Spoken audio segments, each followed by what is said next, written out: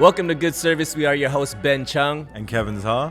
Each week we'll be breaking bread and having real, raw, and vulnerable talks about life, faith, and everything in between, and always over a fire meal. Thanks for joining our table today. Let's eat. Folks, welcome back to another episode of Good Service. We are your hosts, Ben. And Kevin.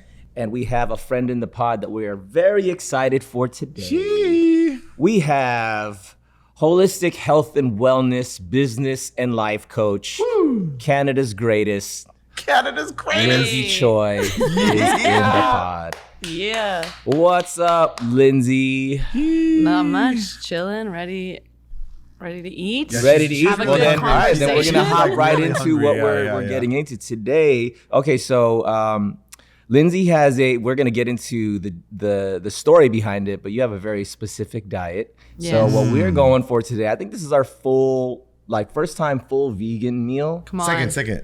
But this is like full. There's like everything. Oh, was that for you. vegetarian Yeah. maybe? Oh, yeah. Yeah, Gluten-free, we had Monty's. dairy-free. Shout out Monty's. Yeah. But today we're having Sage Vegan Bistro. This is from the Echo Park location. Hey. And I learned that Lynsey has, very specific, like gluten, soy. So this is gluten, soy, dairy, and for the most part, corn-free. Yes. We have their very famous buffalo cauliflower wings. They Can't are wait. Fire. put them on the map. I love these. And then so this right here, this is they have a not loaded nachos, but because of the corn allergy, I requested. I said, "Hey, can we swap out the corn tortilla chips for French fries?" And they're like, "Yeah, we could do that." So I was like, "Cool." So this is technically off the menu. So this is like the their menu. loaded Thank you, guys. nacho fries. Yeah. And we Nacho? have their jackfruit street tacos. So yes, and we have some incredible sauces Yes, that go yes, everything yes. again vegan. This is literally my favorite vegan joint Yeah. in Same. LA. You know what? It's freedom food. It's free of everything. Freedom food. We are set That's my free. motto. We are set free and we eat free. Indeed. Set free, And eat free. funny story for me, I know of this place because I was vegetarian for 3 years in That's 20. that's the first time Let's I heard go. that actually Really? for me. Yeah. You never told me. I was like, What? yeah, I was vegetarian. I was from like, why would you do that if you don't have to, you know? Oh, so I watched the documentary. You know those documentaries Game Changers? that'll Yeah. turn Game you, Changer, right? yeah. That'll turn you. That turned But me. you know, it wasn't one of those gross out documentaries. Oh, it's not? yeah. No. Was it Game Changers? No, it was What saw the that Health. too. Oh, what the What the health health? is actually what jet setted my health journey. See? So I love that one because it doesn't appeal to making you grossed out over the food. It Yeah. doesn't appeal to making you feel bad about just animals. science. Exactly. It's just science. Science. So, they followed these individuals who had these metabolic diseases and they simply just went vegan and then Yep.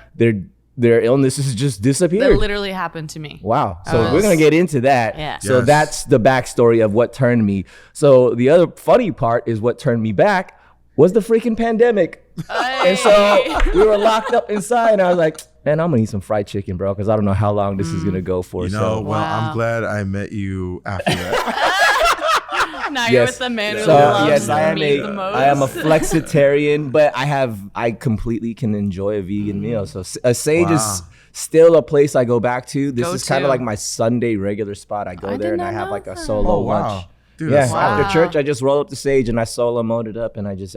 This was like our favorite date spot was Sage. Oh yeah, it's like a Yeah. solid date spot. yeah, too. because it's a vibe like It's a every vibe. time. It really is a vibe. They got Interesting. they do a brewery. I've They never got been. brewery and they Yeah. all this stuff. So it's a great It's vibe. nicely Yeah. lit. Before we jump into the next thing, though, I need to know what these sauces are. They're fire. Yeah, so that ranch. it's a vegan ranch bomb, Okay. and that's their buffalo sauce. So you want to make sure you dip that cauliflower Yes, throw it into all the over it. sauce. Yeah, actually, Especially the wings. Throw it up on top of the wings as well. So that's a buffalo sauce, you it's a said? buffalo sauce. Yes. So that's supposed to go on the cauliflower. They're usually Yes, like on the baked in, cauliflower. but I think for the allergy sake, they separate. Also, it makes it soggy when it's like to go. You know? Oh, True that. Got it. Grab a napkin because it's Do about all to this get a little messy. Here. action. Yeah, get in there. And you can. All right, so before we get into our bite, we have a first bite reflection prompt and or question. Yes. Yes, we do. That's awesome. Yes, we do. So I was asking God today. I said, God, what should we contemplate on? And I don't know when this episode is going to go out, but we're ending a 2023 year.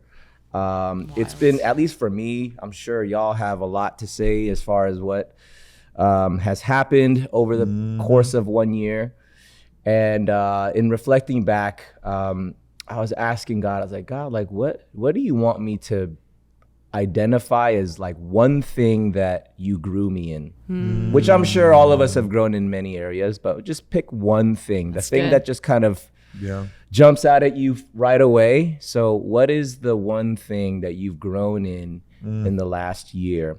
So as you hold that thought, That's so heavy, bro. it is heavy. is. We always go heavy mode. Yeah, I know, that's true. When do we not? Air cheers. Air cheers. Air cheers. Cheers to the good Oh yeah, we all friends. got our Buffalo Collie. All right, so get I'm gonna, Yeah.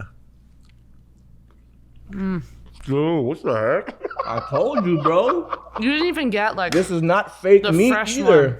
This is cauliflower. I didn't even finish the bite, and I felt all these flavors. The Just texture, fire. the sauce.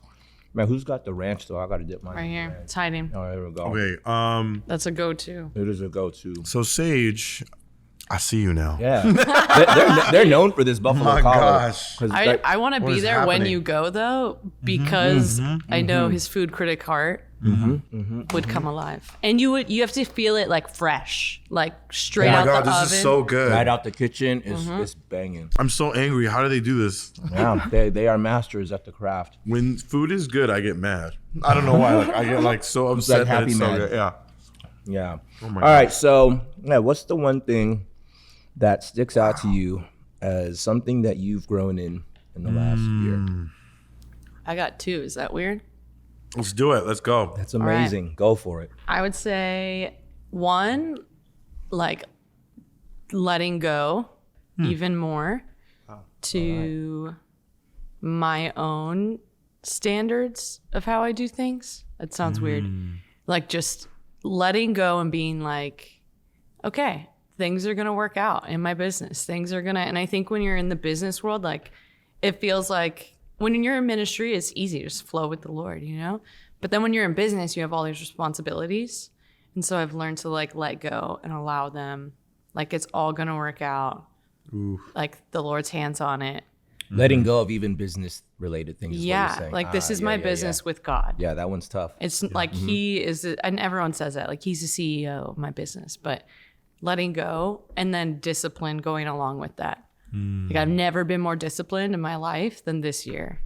Whoa, I would love to learn about that because I need some of that. Could I get a small never example of the discipline you're talking about? I'm very curious. Like I always dreamed, I just love high performers. Like I love growth. I love, like I'm really intense about growth. And, like, Yeah, we're about to go conference crazy too. Yeah. We're Yeah, Tony yeah. Robbins. we were already gonna go to like Brandon do it. Bouchard last week, but I just love growth and just not being who I was the year before. So because I'm a new creation and I'm like, I can always, Amen. Let's there's go. always more to grow in. Yeah, And if I'm comfortable, then I know that I've lost the game of life. Mm-hmm. So Damn, bro. we get one life. Like, yeah, that's so that was a revelation. Like I get one There's life no to rehearsal live. to this. This is it. I Yeah, get this one is life it. to have the best health, best relationships, to live out my calling, love God. And why would I do it compromised in any area of my life? Amen. And so I'm just like, I don't know, it's been a weird revelation, like YOLOing it up. Yeah. But I'm just very on the side of like the discipline now looks like you know, the CEO morning routine. So like I'm doing that. Like I wake up, Wow. I go and do my Wait, workout. how early? Like Mark Wahlberg? Like early? no. Okay. Good. Absolutely You're not like Still 3:30 work- a.m. club? Yeah, I try. But when you do get up at 5, it's like a new unlock Yeah. living of life. Like I feel like I've only experienced that when I need to catch a flight. It's like, oh, it feels kind of good to be this awake. and you're You know, like without having to rush to the airport, but you know, Yeah. That's but yeah. hilarious. Yeah. then you're like, wow, there's a whole world out there. Right. Yeah. So yeah, it's been like waking up, getting out, walking my dog, getting in sunshine, getting supplements, getting in the Word, getting reading a book, like being in worship, like literally starting with a full routine and like walking that out fully, and it like literally has unlocked my brain, my body, like Wow. yeah, so much that I didn't even know was even possible. Wow. And so yeah, discipline has been discipline and letting go. And which sounds very counterintuitive. But that's so good. Yeah. You know? That's so good. Something that sticks out to me as you're saying that, you know, as I gave you, you know, this intro of like holistic wellness, which by definition is like in everything holistically, like everything all around 360 wellness. And as you talk about, you know, from your morning, which is where everything starts, but also your morning starts the night before. Totally. Right. And then, you know, you get into these rhythms where, you know, you get up at the time you get up, you know, you do your mental prep stuff, and then which often involves physical activity, which puts you in a mental or in the right state of being. And then you talk about getting your time in with the Lord. So you're getting your spirit right. And then you get into, you know, everything from the food that you consume throughout the day, to the way that you take breaks for yourself, to the space that you make for people to be in your life. So making room for community. And then, you know, we have our vocation, right? What we do to make our ends meet. And I mean, I think the short time that I've known you, which is crazy, it's only been like a couple of months. Feels like forever. A few months. Feels like forever. It feels like forever. It feels like forever. And, you know, I would say I'm just going to put it out in this podcast because it'll live forever. You have very quickly in the last few months become like a very significant person of energy in my life. Aww. And when I say that, I don't mean just like, oh, she's like bubbly and high energy, which you are, which is great. But you know how there's people who speak life into you, who like, man, every time I interact with this person, I just feel like, whoa, I love this. I feel more alive now than before I spent this time with this person. So you have very quickly become a life-giving person. Aww. And I feel that, and I not only feel, I know that there's a lot of backstory to that, which we will get into, but I just wanted to acknowledge and give you your flowers for just being this beacon of holistic light and energy. Aw, thank you. Very on brand. Yes, yo. very on brand. Very on brand. Yes, I yes, received yes, that. yes. Thank you. Well, I'm gonna piggyback off of that then, as far as the thing that I feel that the one thing I'll go with one. I mean, there's many, but I would say the one thing that I feel like I've grown in this last year is understanding what real patience is. And I've shared all throughout the past 20 some odd episodes that I'm like, oh, I feel like I'm in a season of waiting and God is silent and there's not a whole lot of answers coming to my questions. And I'm actually glad, really thankful that I've brought it up in almost every episode, because this comes out like week after week after week. So I can really trace back how many weeks that I was saying the same thing. And you know, we have this Monday night Bible study here, and you know, we're like, you know, going through the book of Acts, and then, you know, as we go through that, we're looking back on a lot of history of even like the Israelites and wandering through the wilderness, and then it states for 40 years, right? Like there's these numbers that the Bible has, and you know, we know that nothing in the Bible is there for nothing. It's everything is there for a reason. And even the numbers and the amount of years and you know, King David, you know, I read this morning, like Psalm 13, when he says, "How long, O Lord?" You know, he's like, and you know, he's been waiting on the Lord for something. So he's praying like, "How long, God? How long are you going to hide yourself from me?"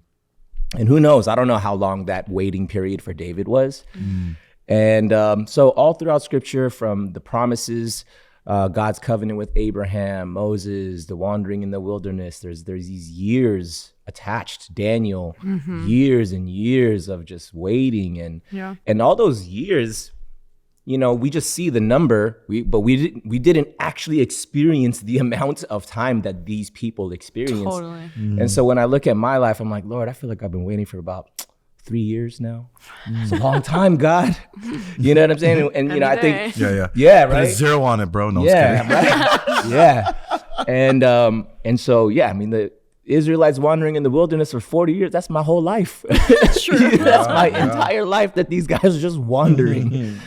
And so, and the reason why I can acknowledge the growth in that is currently, I feel really grateful in the fact that like God has allowed me to wait, and I'm still here. I'm still standing.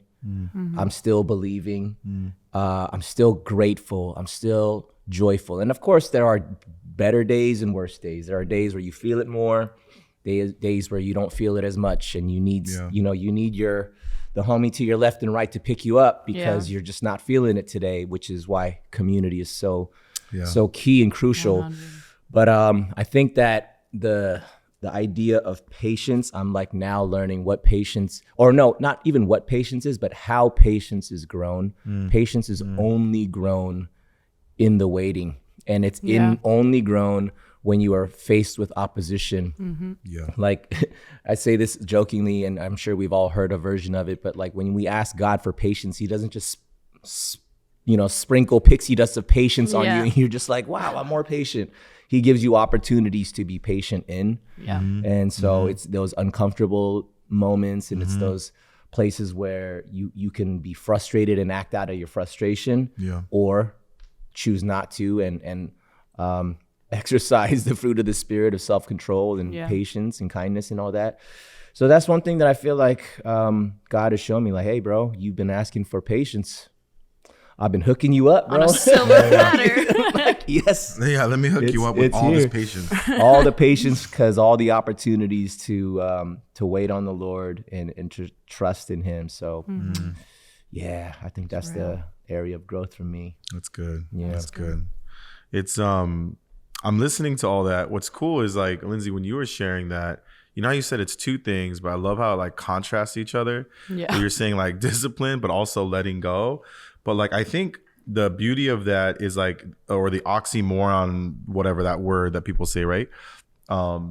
Is like, to me, when I hear it, it's like people have to realize there's so much freedom in obedience. Yeah. Like it's crazy, totally. Right? And like, you're like literally living it. And patience, when he's talking about patience, I'm like thinking that you're growing obedience, like straight up. And I'm gonna go a little deep because like I had a really interesting experience last night and today, and it's still fresh in my mind, so I just gotta share it. And this is the thing that God really worked with me on, which is right along the lines of what you guys are all actually talking about, and it's perseverance. Yeah. And like it's right along patience, right along discipline, right along all these things of letting go and surrendering, right? Yeah. And what's crazy is like I never understood that word. I never understood perseverance. Like what is that word? Like why do people use it about saints, right? Perseverance of the saints. They talk about that all the time. They talk about that refining and all that. And you don't really get it until like you're like really in it, right? Yeah. And man, I've been through a lot of trials this year, and I'll be honest, the last week or two, things have been like really good. Like where I am in this just pocket with God, like you're like in this flow. Like I feel like I'm just flowing with God. Like everything's cool. Like I feel invincible. Like I feel like I just understand. Like I'm like in the matrix and I see the source code, like I feel like I'm behind the curtains, right? I get to cheat in life almost, where it's like, this is easy right now. Yeah. It felt like easy mode where I felt like I just understood what was going on in my life. And I was sharing this, we've been sharing this with some of our friends too, where we say when things are going that well, right, the enemy is to come. That's the pattern. Yeah. And so I was actually like, okay, when's it gonna come? Yeah. How heavy is this hit gonna be? But I didn't want to live like preemptively and be like sorrowful or whatever. Yeah.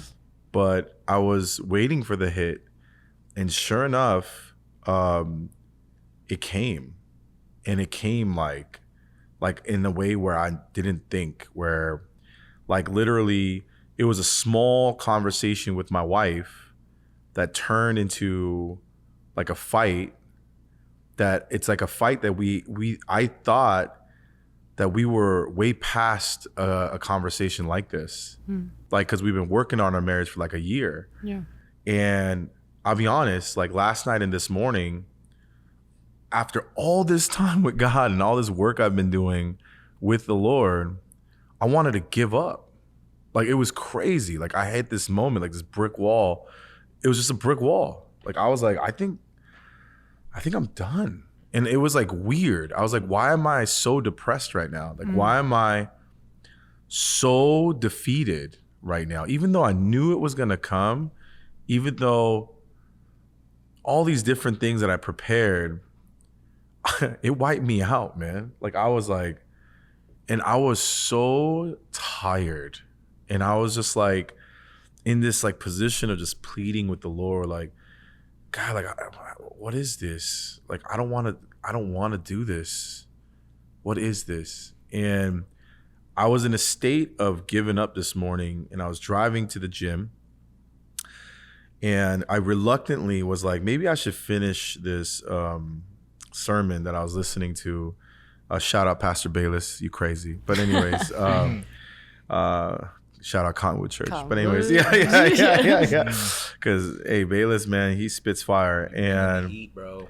and I just turned it on, and I was like, nah, this isn't for me right now, because I'm not in that state to listen to this. I don't want to. But I left it on, and I just kept driving, and the conversation it was from a random sermon in 2020, right, about the bucket of joy, right, and how to like draw from that, how to draw from salvation, how to draw from God. It's a choice. Right.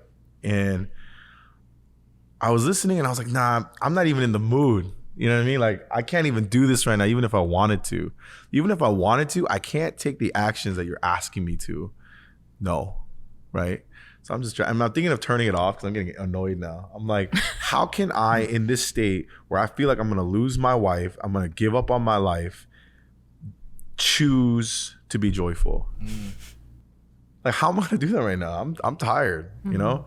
So I'm parking and I'm like, and then he starts talking about a story about a pastor. He goes, this pastor for 23 years was trying to have a holy experience with God, but couldn't have it. 23 years, a pastor, a teaching pastor, was like, I am pleading God, let me feel the Spirit. And he couldn't. And so he said, instead of pleading and crying, let's rejoice.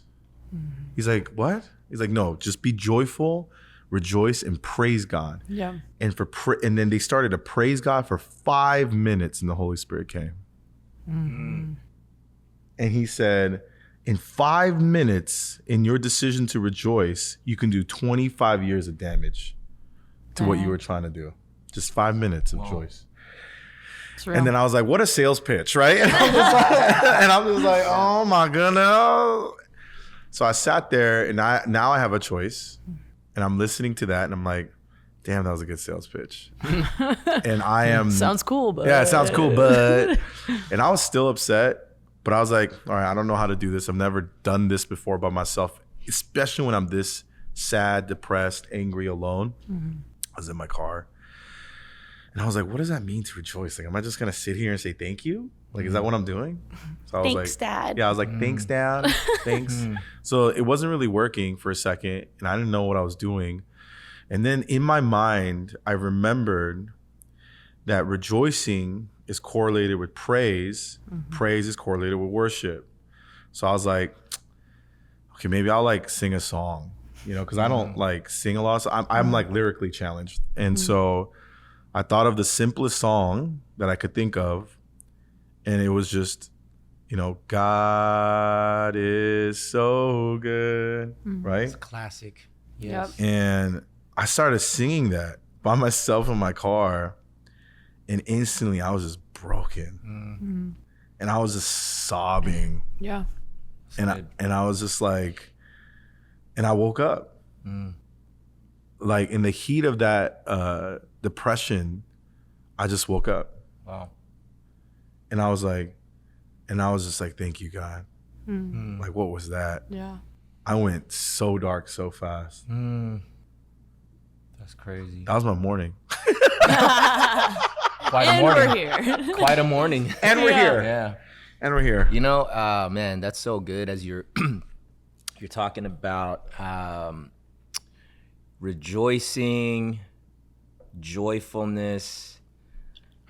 Those aren't emotions. Happiness is an Exactly. emotion. Sadness is an emotion. Anger is an emotion. Joy is a state of being, right? Totally. Joy is Amen. a place where you abide because of what you are doing to abide there. Yeah. And I think by what you just said about, I'm just gonna worship. Like it's these, Bible says rejoice always. It's Yeah. not saying be happy always. Exactly. It says Yeah. rejoice. It's telling you to do this. It's Yeah. like do the rejoicing, be joyful. Yeah. It's telling you to do something. Be something is to do something to get into that state. Yeah.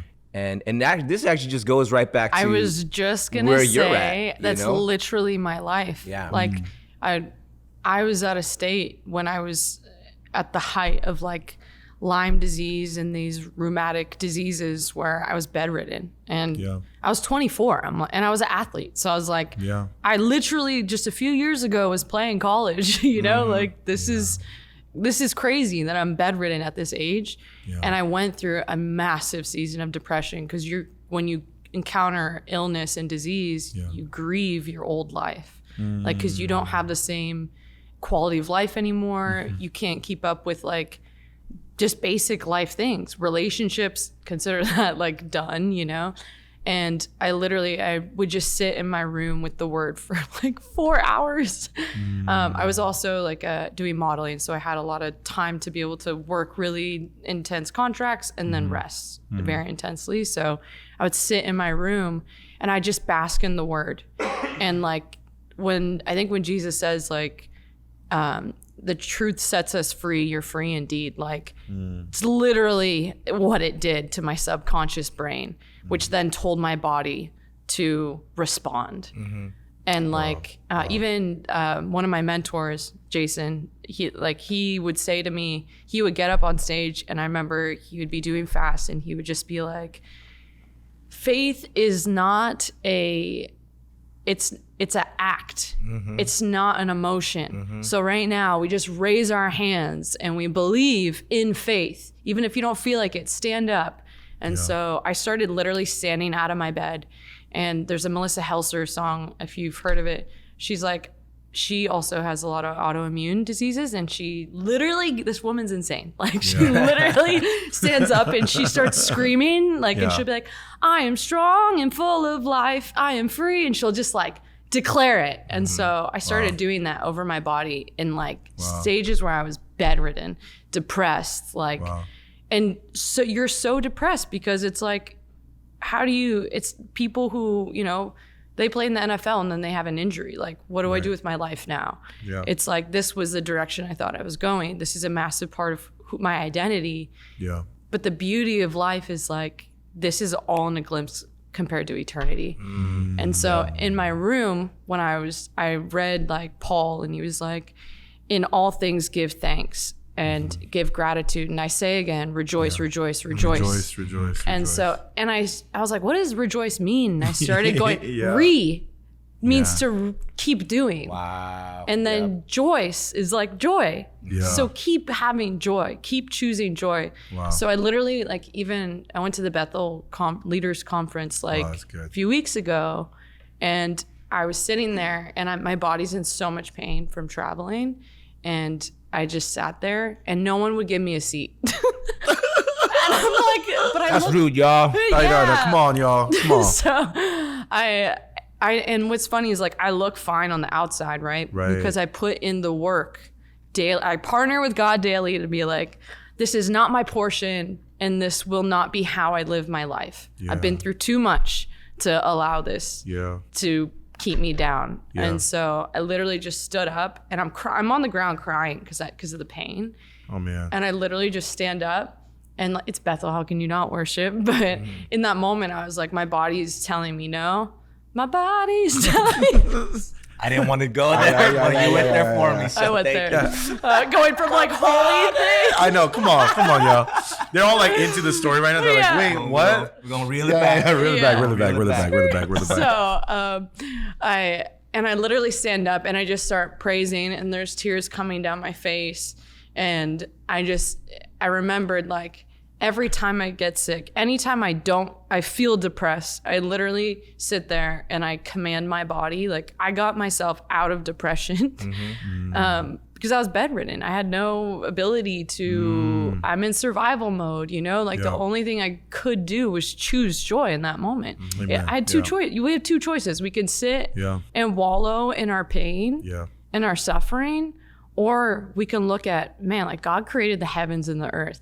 Like, we have so much available to us, and this is a glimpse compared to eternity. So why would I spend it being a victim to my body, being a victim to my circumstances? Right.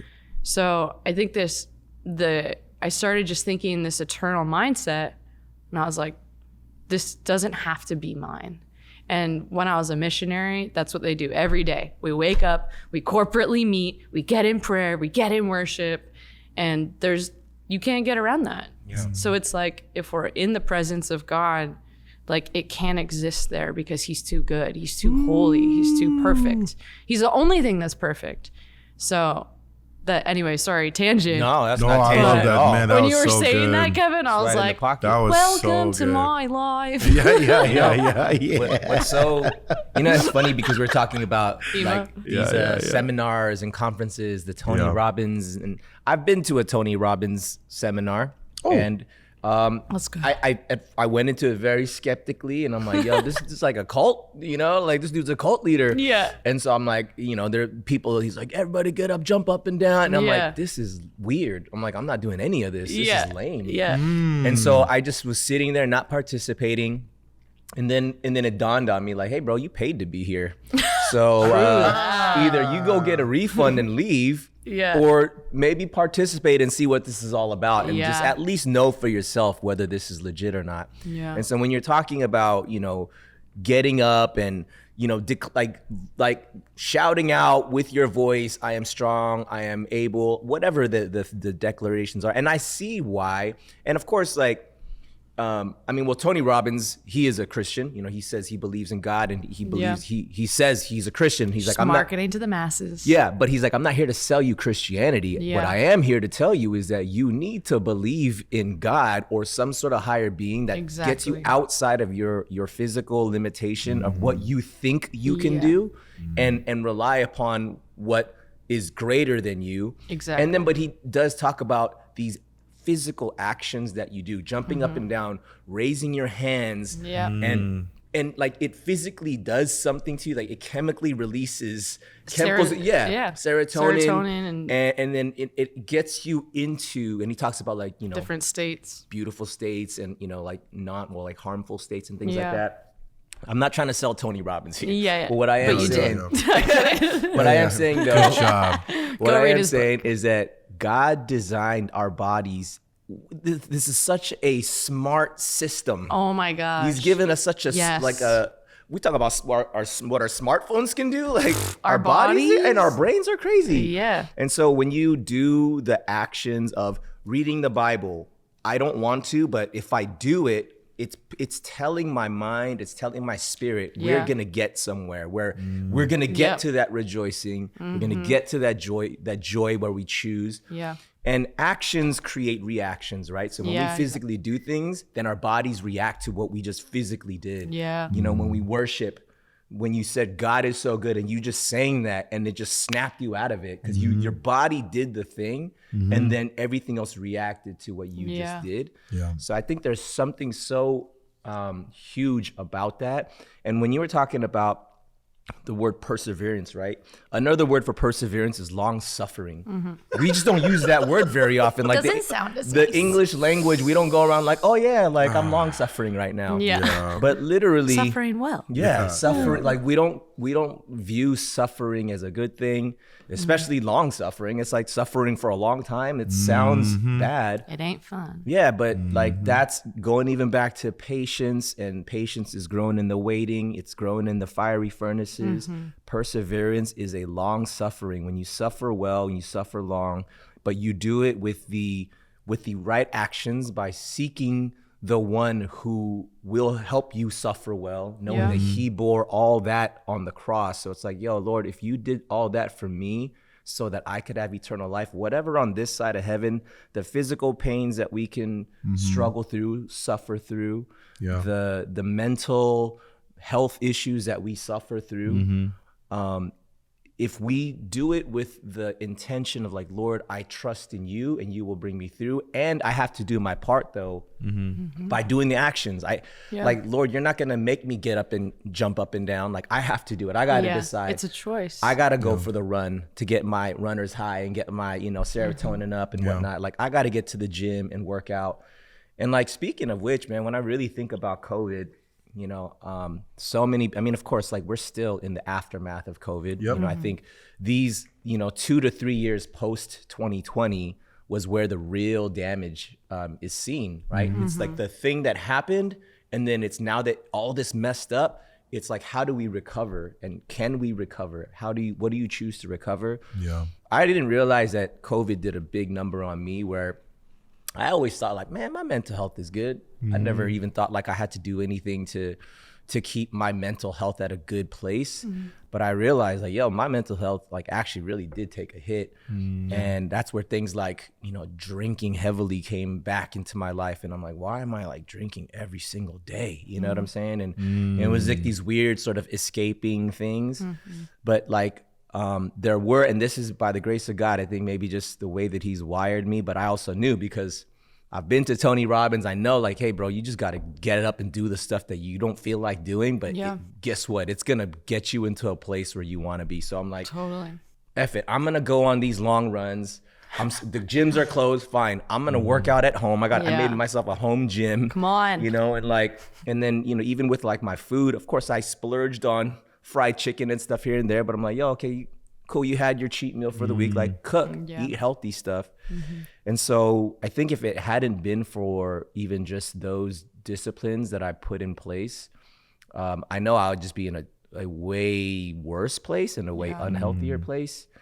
And it's interesting thematically. I feel like we're like patience. Literally talking about like holistic coaching, right? Yeah, that's crazy. So, okay, but now we get into the story time. Yeah, story time. By the way, I've learned so much about Ben on this podcast. I did not know he went to Tony Robbins. These are all the things we geek on. I know. I'm like, what? You had a home gym, bro? What the heck? What? Like that's made dope. it, And but so I mean, Lynsey, you've told your test. I mean, well, it's the first time you're on the podcast, obviously. So yes, our listening audience may not. They don't know you. So would love to like get into some backstory.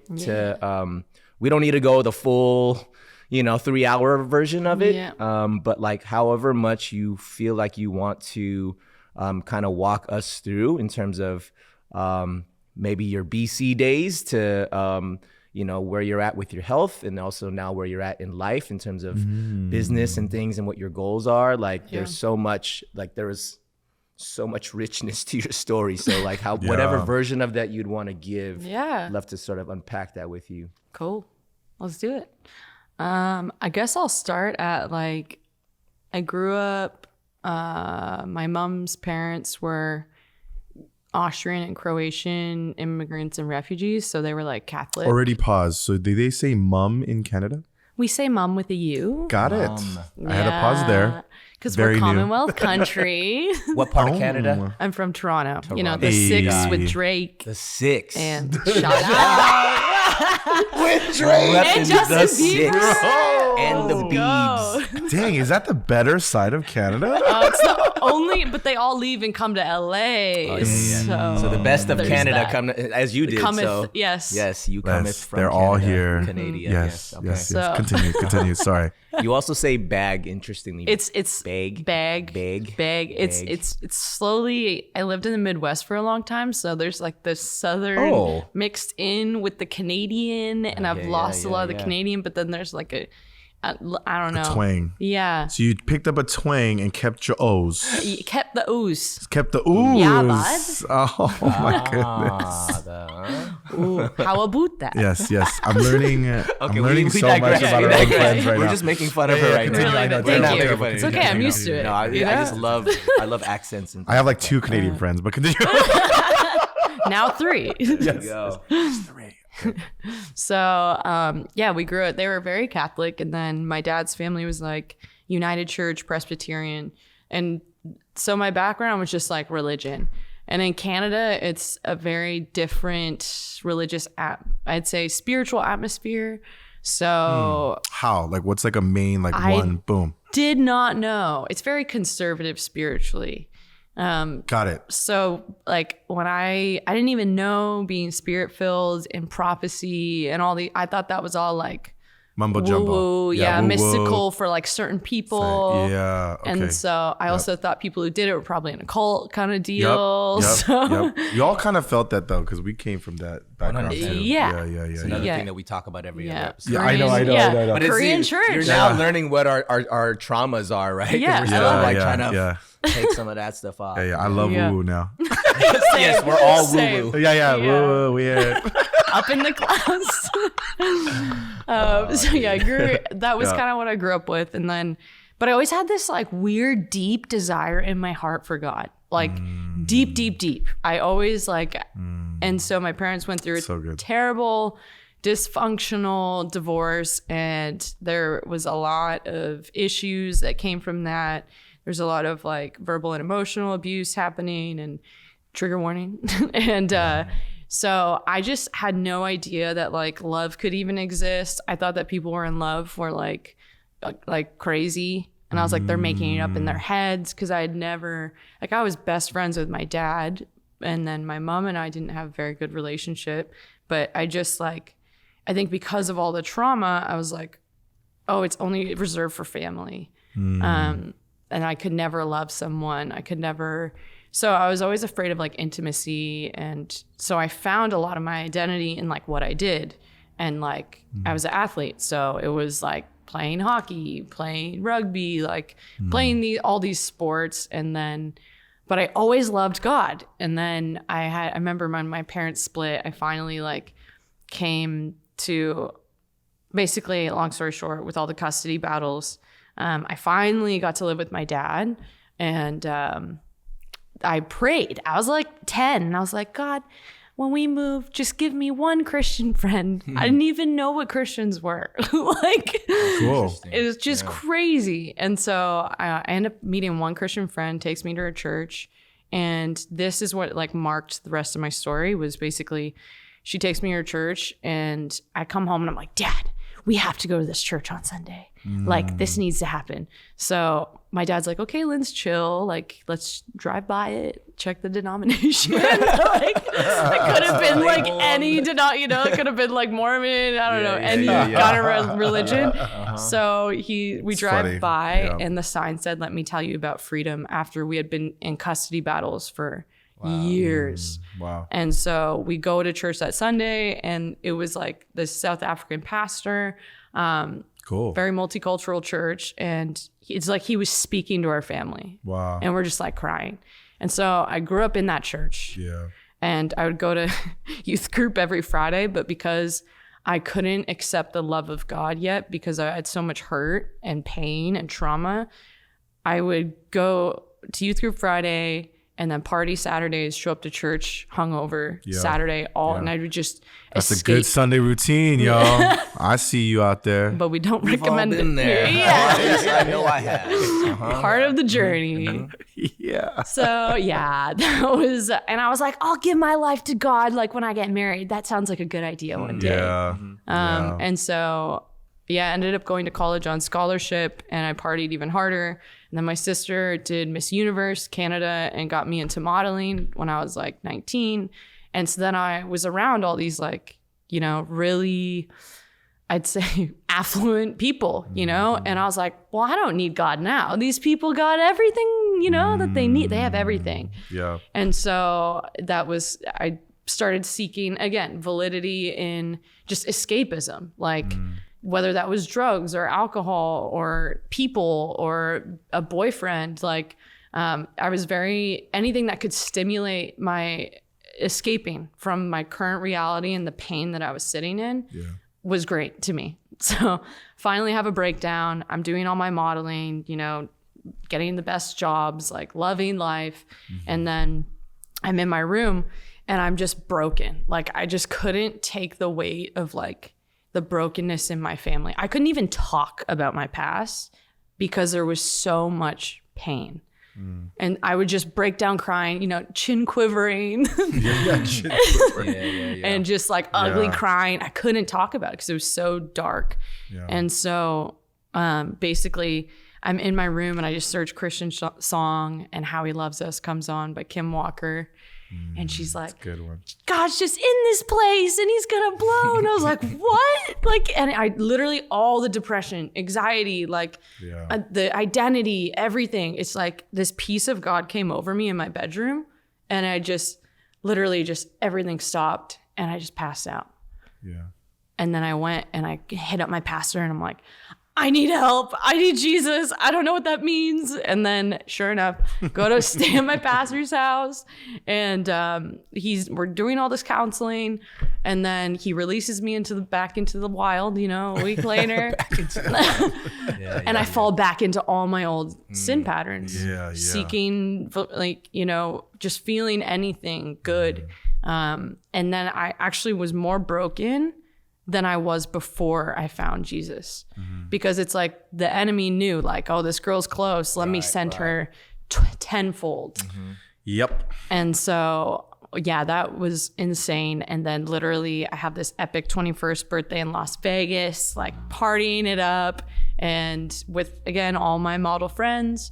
And then a year later to that date, I had one Christian friend and she invited me to her wedding. Just takes one person, you know, each time. And she was like, this is my campus ministry friend. And I'm like, oh, cool. What's campus ministry? Didn't even know that existed.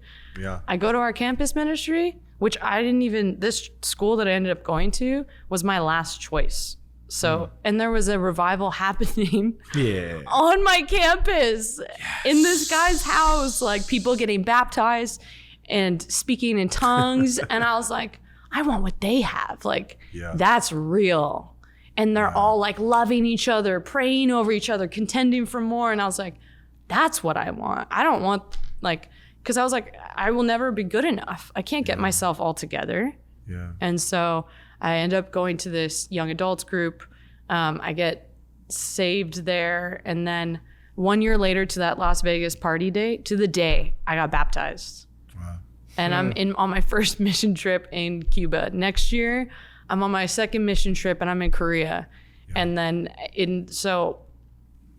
basically God really, and then from there, I end up going to this mission school and I'm at a modeling job. And I put they're like, yeah, they're doing tuition free. And I was like, great. I don't have parents that help me financially. I'm in. So I put my information in. And then I'm at a modeling job and I get a call and this guy starts prophesying over me. And I'm underneath the stairs, bawling my eye, like face full of makeup, bawling my eyes out. And I was like, he searched me on Facebook and Instagram. They're trying to get all my information. And because I didn't know what prophecy was. I didn't know that it existed. Oh, so you think this guy just just thought like, this this was guy stalking you. Yeah. What the? And so I'm like, well, that's weird. And then the school leader calls me 2 days later and she's like, this is going to sound crazy. But I had a vision of this. I asked my friend in California to pray for me, and she had this vision of a blonde girl with blue eyes and a mole, and her name was spelled Lynsey. So she was like, we don't normally do this, but I think you need to be here. And I literally had 2 weeks. 2 weeks before the school. And then I was just like, you know what? And I gave up my life in that moment. And I was like, I can't continue. Because all I was doing, I think at that point, when you're come from so much brokenness, you're very narcissistic. All you think about is yourself and what you can get and how you can, because you're just in survival mode. And so I was like, I can't keep living like this. All my family's broken. My relationships are broken.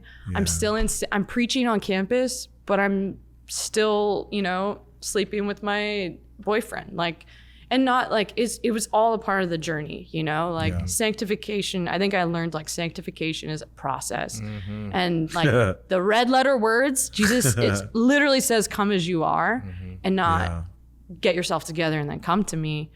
And so I'm like, I go on show up at this mission school called YWAM, and they did a full hearing the voice of God, like Freedom Week. And they go over everything holding you back, like fear and passivity, anger, like past relationship healing, your parents, mom, dad. And so I just start like literally throwing myself into healing. Like, and it was like more healing I probably could get from 10 years of therapy in 6 months. And I literally, it was like my mind was just changing. I was changing. And so I didn't have a relationship with my mom, like barely did. And my mom and I reconciled like through that. My mom got saved through coming to see me on my mission. And then what's crazy is like my family was like so broken for generations. And I got to baptize my mom with all of my mentors in Kona, Hawaii. And then my brother said, I'll believe in God if mom ever gets saved. Because we would hang out and all we do is talk about crap about family and this and that. And they're like, you don't get it. You're not around anymore. And I was like, I get it. But what does it do if we keep talking about it? Why don't we pray about it? Why don't talk about something positive? Like if anything, just makes me more bitter, you know? So my mom gets saved, and then my brother's like, well, I guess I got to believe in God now. And my brother gets saved. He got baptized last year. And then my dad did a freedom program through my friend's ministry. He gets baptized. And then my sister gets saved because she's like, I don't know what's happening to me. It's like all my desires are changing. I want to do that mission thing that you did. And so she went and did a YWAM DTS. And now she's married to like this awesome Christian guy. And it's just like, it's like the generations, like Acts when it says, and all your household will be saved, like is real. It is so real. Hey guys, thank you so much for listening to this episode so far. Just to keep it real, it takes time, energy, and resources to produce this pod. If you feel led to, you can support us by donating on Cash App at Good Service Podcast. Any amount, large or small, is truly appreciated. Thank you guys so much. We love y'all. Back to the episode.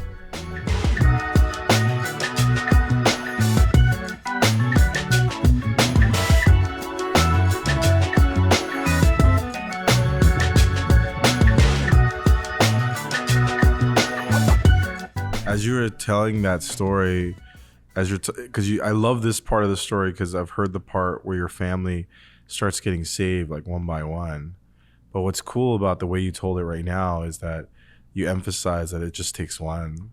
Yeah. You know, it just started with you. Yeah. Now it's the whole clan. It's the whole team. What was the timeline whole of squad. that? Of your mom getting saved and then brother getting saved, and dad, and it's like, what was that timeline? So my mom I got saved in like I was like 22, 23.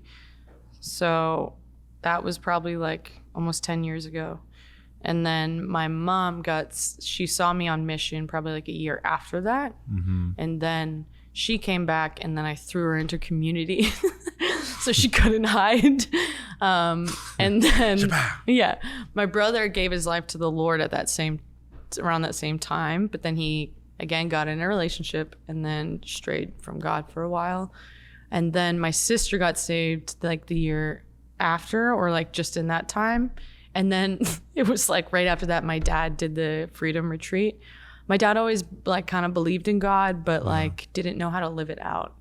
But so yeah, he only kind of knew like religion, you know? And so it was all in the span of 4 years. But I think the only reason it happened was because I think something that just a deposit in my heart was like the world doesn't change. Like the first command is to love God with all your heart, mind, and strength, and then it's to make disciples.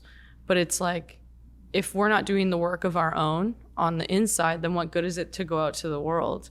So I just started looking at everyone in my life and I was like, God, how do you view them? And I started loving them out of their original design and not for who they are today. And even like, I had a mentor be like, when you hear emotional abuse, like you just don't allow it to sink in. And there was this supernatural grace to just be around my family and the dysfunction. And with boundaries, of course, and putting up my boundaries, but I loved them prophetically and I loved them into who God called them to be. And then they're like, you're weird. Like you're in a cult, you're crazy. And then they all slowly, like Nehemiah in the night, or like. If we double click on what you just said, like Lynsey, that's literally like, there's so much family drama, right? And there's so much family trauma. That's like that is like the answer.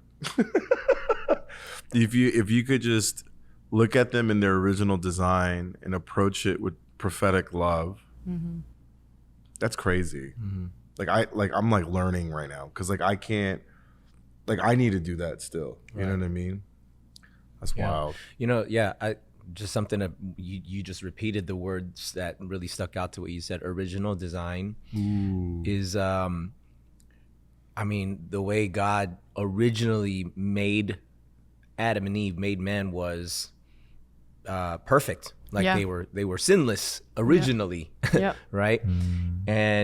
And the way that God restores us through Jesus, he makes us perfect. And that's how he views us. He views us as righteous because of the work that Jesus did that covers us.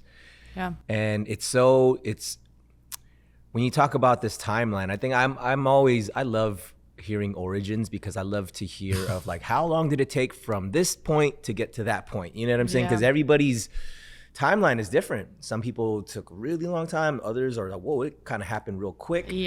And, you know, with the beautiful thing about the unique story of everyone's timeline is that it's all different. And so a couple things that come from that is that it gives you hope, you know, like, oh, wow, it took this person this long. So it's not hopeless for, you know, me to still be hopeful for this to happen at some point. And then there's other things that happen real quick. So you're like, wow, like it could happen like overnight too. You know what I'm saying? And when you were talking about, you know, you were in so much pain and then like this worship song came on and then it just changed, something clicked. And I believe that story. I don't believe you're making that up, but that doesn't happen to everybody. You know what I mean? And so God in that moment chose to speak to you in the quietness of your own room, no other person in there, through a song that came on. And then that just clicked. And then you were like, I need Jesus. I don't know what that means. Can you help me? And then you did the thing, you know, and then you got sent out into the real world. And then you kind of went back. And so like, as I'm listening to even your story, I mean, sanctification, man, like I can relate. When I got saved, it's like, cool, I have a relationship with Jesus. I'm good to go. And then I went off to college, started dancing, started partying, and I was like lukewarm for like over a decade. You know what I'm saying? And even that, like, so was I not saved then? Like, no, bro, you were just walking. And you were being sanctified and the Lord was being patient with you. And I think these timelines are really important to pay attention to, because going back to that term original design is that it's a process that the Lord takes you through. And I would love to even just kind of like parallel this with your health journey now, because that's been a journey, and that's had it not been for the things that have happened to your health, you would not be where you're at today in terms of 100. Your knowledge of things and how you are now able to take your pain point into a place where you're gonna help hundreds and thousands and maybe millions of people. You know what I'm saying? And so it's the redemption of the things that are ugly and painful in our life that God restores. And he's like, you know, this whole original design thing is, you know, our bodies have an original design to be healthy and all these things. So it's just really fun to like see these parallels with you know, all of our unique stories and different trajectories and journeys, but then how God redeems it all to be like, hey, but I'm gonna bring you back to what you were originally supposed to be. Yeah. Perfect, made righteous. Yeah. Because of not what you did, but what Jesus did. Exactly. It's crazy. And in Genesis, it says we're made in the image of God. So that means like I fall on the belief that like no one is too far. Yeah. Maybe that sounds crazy to some people, but if we're all spiritual beings, like trapped in these fleshly bodies. And I'm like, if my family can change, who has experienced trauma for decades, who are very cold and hard-hearted, and like, I'm not even going into the full detail because there's not enough time, but like, if they can change, like my mom even said, she's like, if I can change, man, anyone can. So it's like, we're all created in the image of God. And I think that the world, we have a nature and a nurture, and the nature is how God designed us, and the nurture is what the world's told us we are. Our culture, our family, our heritage, our what state you grew up in, what country you grew up in. Like there's a culture, but then there's God's original DNA. And so that's kind of like, even with like my life and health coaching, is like, I want to bring people the closest to their original design. Because when we're closest to the original design, like then we can love God like unabandonedly, you know? And then that spills into like, the only reason I'm even sitting here is literally because of the freedom that was in Jesus. And it's only because of his presence and his word and his truth that literally changed everything. So I shouldn't be sitting here. I shouldn't even be able to like move my arms above my head with my health because of how sick I was. So it's just, there's so many, I wasn't even allowed in America for a while, you know, with Walk us visa through stuff. the transition from you being this thriving athlete to model to having this debilitating condition. What happened? So, And by the way, from the outside, like no one would ever know. yeah. That's what's crazy about it. You once told me that out of a 1 to 10 of energy and feeling good, you operate mostly at a 3. Yeah. And I was like, what? Yeah. That's very low. Now, imagine if she ever hit a 10 though. I don't think Sonic mode. yeah. The world Kevin, could Sonic take it. mode. Yeah, I'm just The like, world I don't cannot think we could be take that. friends, bro. Like, Seen me that's- before. Speaking of Sonic, yeah, you would be Yeah. Sonic Boom. I'd be like, geez, Yeah, so she's a lot. And I think that there's I got that most of my I life. want to speak to that too. I mean, the fact that you can physically feel that you're at a 3 and outwardly you look like she looks like she's better than all of us. Yeah. You know? I think that's the work of the Lord, and giving you the ability to not only withstand the pain, but like exude true joy and energy. Yeah. And I don't think you're faking it. I don't think you're like, oh, let me just smile because it's gonna make it weird if I don't. You know what I mean? I think that your energy really comes out of like a love for the Lord, and also like he just gives you this, I'll just call it supernatural, because it's not natural. It's not natural for you to Nope. just feel the way you feel and then still show up the way that you do. But but yeah, please walk us through the transition of what happened and how where you're at now. Yeah. Well, warning, if you ever get bit by a tick, that's what happened to me. I was 21 and I was in Florida on the beach and I got bit by a tick. I did not know what a tick was. And I freaked out because it looks like a spider. I have 2 fears in life, and that's popping balloons and spiders. So I freaked out. Popping balloons. Yeah, but popping anyways. balloon. Like I will pee myself. It is terrifying. Got it. So I'd rather jump out of a plane, honestly. Okay. So I'm on the beach and there's this tick on me that looks like a spider. And I'm like, and I freak out and I'm like, ah. And I like try and like flail it off me, and it latches itself because it has like a booty, and then attached to the booty is like the spider.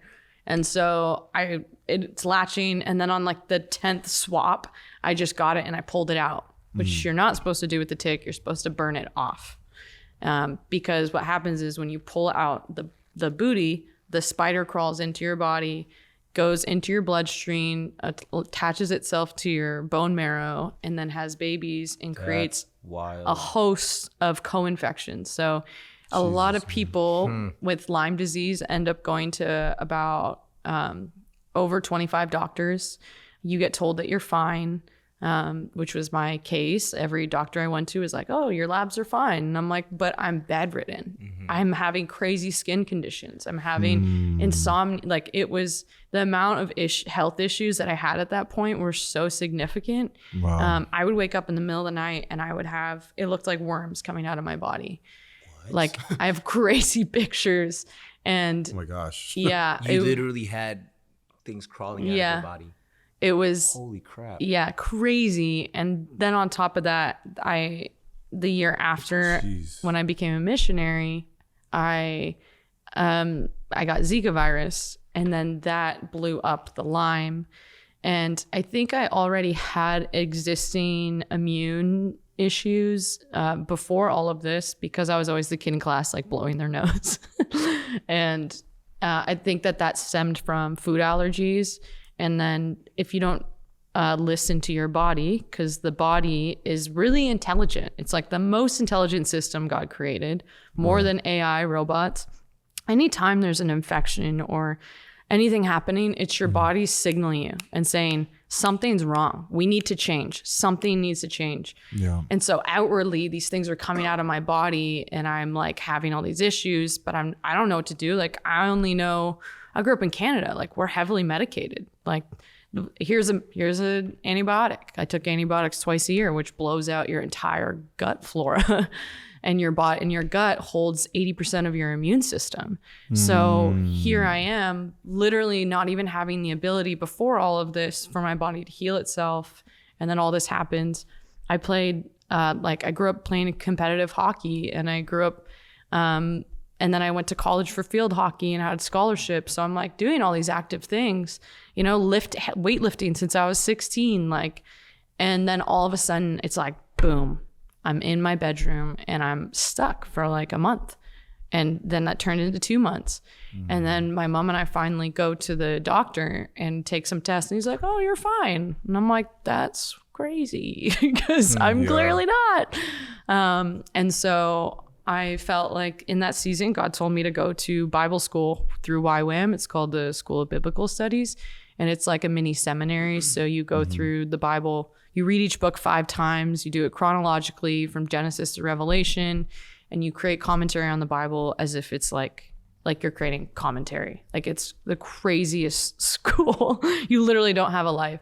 So That sounds really intense. it was the most. I have a patch of gray hair from it and a few wrinkles just from like how intense it was. All right. Yeah. So, but it was the best thing that ever happened to me, because there was a guy in that school that was like, so because I was a missionary, I was funded by, people. Sure. And he was like, you look like you're dying, so I'm going to take you to... You look good. Yeah, because I would miss class a lot. Yeah. And he was like, I'm going to take you to this naturopath, and I think you need to get some help. And so we do a iridology exam, which is basically your nervous system. Everything in your muscular system is connected to everything in your body. Your teeth. I learned so much about the body from Lynsey every time I talk to her. This is just scratching the surface. Yeah. I'm always just like, okay, I never knew that in my entire life. Yeah. But continue. It's so crazy because God literally designed our bodies in the craziest ways. Wow. So the eyes, every strand of your eye is connected to a different part in your body. So your liver, your heart. So just from an eye exam, they can tell how every organ in your body is functioning. Whoa. And so he reads me my I need to go report. get this eye It's exam, dude. crazy. And of course it's God's design that he uses what you use for vision to look inside of your body. It's literally the window of the soul. Okay, continue. Yeah. So, Continue. Oh my gosh, I'm blown away right now. yeah. This is like a full-on science episode. Yeah. I know. We have changed to part 2, science. Yeah. So Wow. I get that done, and the guy reads to me all my reports, and I'm just bawling because everyone kept telling me oh, you're skipping class because you're abusing your power or whatever. And I'm like sick in my bed, dying. And they're like, at every mission, everyone was like, just go home. And I was like, I got no home to go back to. So all I got is Jesus, and I'm going to plow through it because I need Jesus. I need this. And so I'm in that school, and I'm like, I gained like 60 pounds. I've been the same weight my whole life being an athlete. I gained like 60 pounds, and I'm like, I'm having all these skin issues, not sleeping, like crazy health issues. Basically, I think it was a form at that time of like either Hashimoto's or what's the other one? Fibromyalgia. And so it's like, it feels like your bones are like thorns. And so it's just this crazy pain. And so I'm in the book of Daniel, which is crazy because when we came to break bread, that's all we talked about. Daniel is what blew my world away because I started asking, I'm eating the, standard American diet. And as health coaches, we call that the SAD diet. Yeah. So I'm eating this diet and nothing's changing. And so we're in the book of Daniel. I'm like, okay, so God, why did you give them that food? Like, why did they only have to eat like a Daniel fast, basically? And because I never knew what it meant. But also what's crazy is through this whole health journey, God healed emotional eating, binge eating, like literal eating disorders. I need this so bad. Okay, continue. Talk to me. I think we're both going to enroll into Lynsey's coaching program after this. I am a binge eater. But okay, all right, let's continue. So it healed our relationship with food is directly connected to our relationship with God, is what I realized through that. Is that there was an insufficiency that I was searching for outside of God in food for temporary satisfaction. And this goes back to the escapism that I was in my testimony before that I was running to. And so I honestly was like, whoa, like I never thought I could heal these binge eating problems. I never thought I could, because I did modeling. My job was my body, like to look good on the outside, right? So I was like, I can eat whatever I want. And then had trauma. But that's the best way that I think that there's grace in that, because that's the best way that we know how to cope at that time. And so now God's taking me to, okay, but I didn't design you to be a glutton. I designed you to be fully sufficient on me. And so I'm in Daniel and I'm asking God, how did you design food? I need to know. And then he was like, I designed it without flaw. I designed it with just purity. Everything. And he took me back to the garden, and I was like envisioning the garden, and I was like, wow, it's like pure vegetables, pure, like everything's pure. And so divine inspiration later, I literally just got these like downloads from God. Drink this amount of water. I had a borscht soup because I had a Russian roommate, and borscht basically is really good for cleansing the blood. And so what is that? What's borscht? It's like a Russian Greek dish. It's like a beet soup. It's a beet soup. Yeah. So okay. All right. Made a pot, ate that for 2 weeks. I dropped 20 pounds like this. Beet soup, y'all. It's not. As I'm over here, I'm like, what the heck, can I get some borscht? Yeah. It's not like, and here's the thing, like, I think that there are a bajillion diets out there, but what matters is that we're eating closest to the design that God designed food as, which is pure. So I eat this soup and I'm like, I start seeing things resolve in my body. And I'm like, this is crazy. What is happening?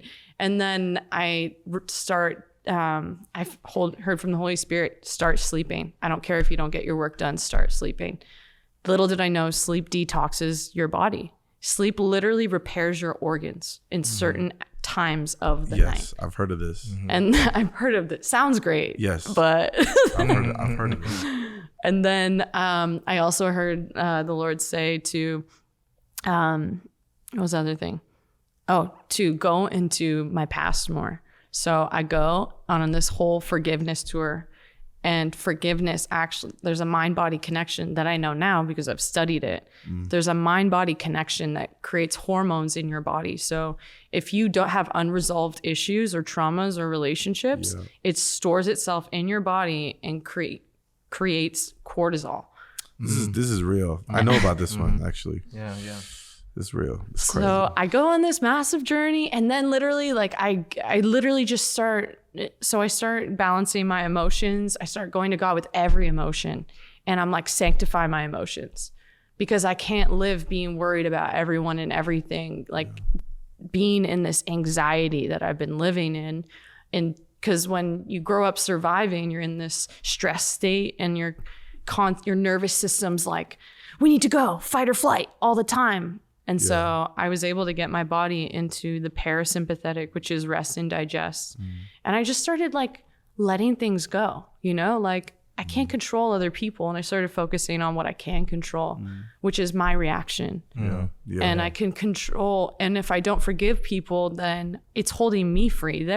It's not doing anything to them by me holding on to this, So I went through emotional healing, stress healing, seeking nutrient dense foods, sleeping. And then I started doing I went back to school for doing, I was a trainer, like a physical trainer for a while, went back to school for that, started learning physical therapy. Like, God, now how did you design the muscular system? And so I lived with migraines for years because of slip disc too. And on top of that, I basically when I did all this stuff, I healed my body to 90%, which was crazy. That is crazy. 90%. I got my quality of life back. When was this? This was 4 years ago. Wow. I did the work, and I literally was bedridden to, oh my God, I can be in front of you and not have all these major flare-ups and be sick and bedridden. And then I'm like, I don't know what to do now. I've hit this wall of healing. And then the Lord told me I felt compelled by the Holy Spirit to quit my job and to help this guy at my church with his online fitness business. And I designed all this stuff for him. And then I met my first client through designing his stuff. And then she referred me to 2 other clients. And then one of them turns out to be a functional medicine practitioner. And her and I are now we work hand in hand as partners. And she worked in Western med for 20 years and then got board certified in functional medicine because she felt like she wasn't healing people. And she got convicted by the Holy Spirit, you're putting Band-Aids on people. And so I just started working with her this year, and I lived undiagnosed this whole time. And I finally got a diagnosis this year. And the fact that this woman is my client and I get to do life with her. And then I went through her program, and everything that I did is what she does in her program. And everything I did was spirit led. Wow. Which was crazy. And so God put her on a 4-year program, bro. for That's crazy. real. And so I got diagnosed finally. And this year, which it came out to be Lyme disease, lupus, and a lot of rheumatic diseases. So that's your myofascial being in arthritis, pain a lot. And then the Lyme creates liver dysfunction and just all these things. So I've been on this journey, and now I've healed the liver, praise the Lord, and hormones. And now we're working on getting other things right. And I might be able to just eradicate the lupus and Lyme, just simply now by antibiotics when I heal my gut, which is I thought I was just gonna have to live like this the rest of my life. Yo, this is nuts, man. So just going back to the theme of where we even started this conversation: long suffering, perseverance, patience. Yes. It's I feel you. Yes. You and letting go, right? You were saying letting go of things. I see you practicing all those things, this journey of your health that, derails anybody, right? Our physical body, once our health deteriorates, it derails everything. Yep. But the fact that you going back to the actions, right? Choosing to do the work that will cause your body to react to what you're doing, to what you put into your body, to sleeping, to the supplements and the foods and the just like the physical exercise, like all the things that you're doing, and then partnering with the Holy Spirit to be like, Lord, like what was you designed me, you designed the food that we eat, you designed the world that we live in, and it was made well. You did it good. Yeah. So then like really leaning on the Holy Spirit to be your coach.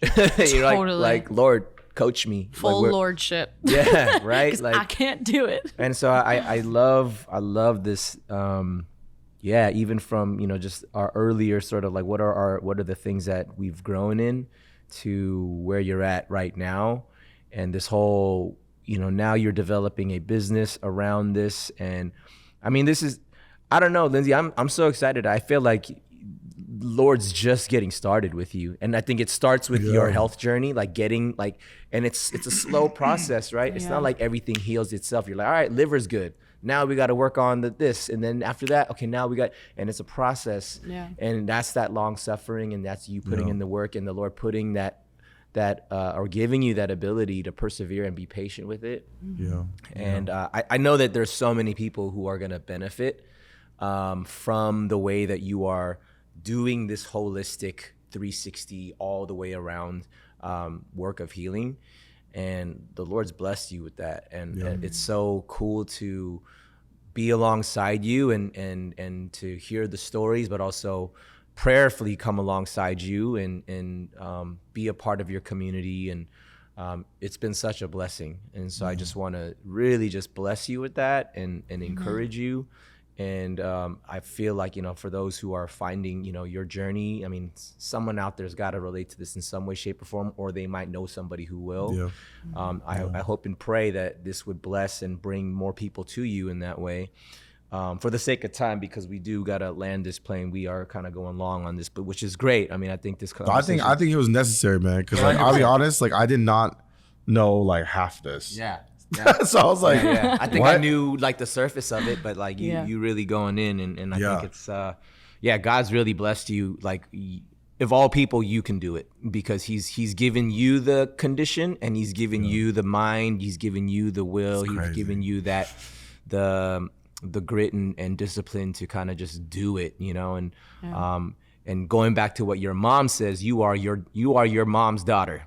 And she says, if I can do it, anybody can, right? Yeah. So you come from a lineage of like perseverers, you know what I'm saying? So that's really, really dope. Could be the Croatian side. Maybe just the Croatian side. I know some crazy Croatians. They crazy. So, we call this show Good Service. We frequent good, fine food establishments that provide good food and good service. And but the words good service, good and service mean different things to different people. What is good service to you? Ooh, I like that question. I would say good service is bringing value. And like when I think of service, I think of serving. I don't think of like I'm receiving. I think of like giving. So I think good service is that you're bringing value, good value. Like when God created, it was good. That's dope. I love that. Love it, love it, love it. What is a way that our listening audience can serve you? Ooh, well, I am officially, I guess, launching things pretty soon next year. Let's go. So I would say LynseyWhiteChoi.com. And just like following along my journey, because I'm gonna continue to document it and bring it to the world so people can learn how to co-create their life with God. Let's go. And not be victims. Baby. Co-creation. Let's go. Yeah. Great. And on social, are you active on social media where people can follow you? Yeah. What's the ads? Lynsey White Choi. I spell my name weird, so not sure if you're gonna find it. But We'll plug it. This is for the ads. Yeah, this is for people who are listening, but we'll plug it on our socials. Make sure that we tag you. Cool. And you say next year, but this is gonna come out in 2024. So in 2024, these things Let's will be on and popping. Let's go. But now we'll definitely keep you prayed up. Please, y'all out there, please keep praying for Lynsey's health and her her journey and her business. We believe in it. That's it, you guys. Thank you for joining us on another episode. Make sure you subscribe to our newsletter. We got a newsletter that has really in-depth information of our guests and the things that they are creating. And we have exclusive discount codes for the restaurants that we partner with, that those discount codes are only in the newsletter, so y'all can get hooked up. We got discount codes for our goods. Yes. So, yeah, the newsletter, the link is in the bio. And yes, our stewards, we love y'all. Thank you for listening, and we'll see you guys on the next one. Good service. We out of here. Peace. We out. Thank you for listening to this episode. Make sure you like, follow, and subscribe, and leave us that 5-star rating. Follow us on Instagram and TikTok at Good Service Pod, and on YouTube at Good Service Podcast. And if you'd like to support us, you can donate on Cash App at Good Service Podcast. Thank you. Peace.